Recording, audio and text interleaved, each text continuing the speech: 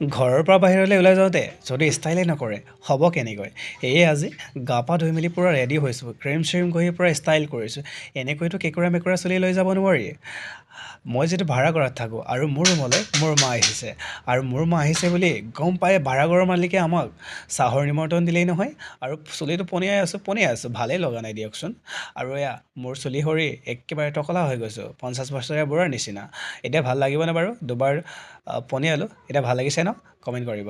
আৰু অলপ পানী খাই লৈছোঁ, আৰু পানী চানী খাই মেলি এয়া মই যিটো ক্ৰীম ইউজ কৰিছিলোঁ দেখালোঁ, আৰু এয়া মোৰ ফুল গেটআপ চাব পাৰে। এয়া মা আৰু মায়ে মই দৰ্জাখন বন্ধ কৰি এতিয়া চাহৰ নিমন্ত্ৰণলৈ যাবলৈ ওলাইছোঁ, আৰু মুখত এটা মিচিকীয়া হাঁহি লৈ ফাইনেলি মালিকৰ ঘৰত আহি পালোঁ। এয়া দাদাক দেখিছেনে? দাদা বহি আছে, আৰু এয়া বাইদেৱে আমাক চাহৰ নিমন্ত্ৰণ দিলে, আৰু সেয়া মায়ে বহি আছে দেই।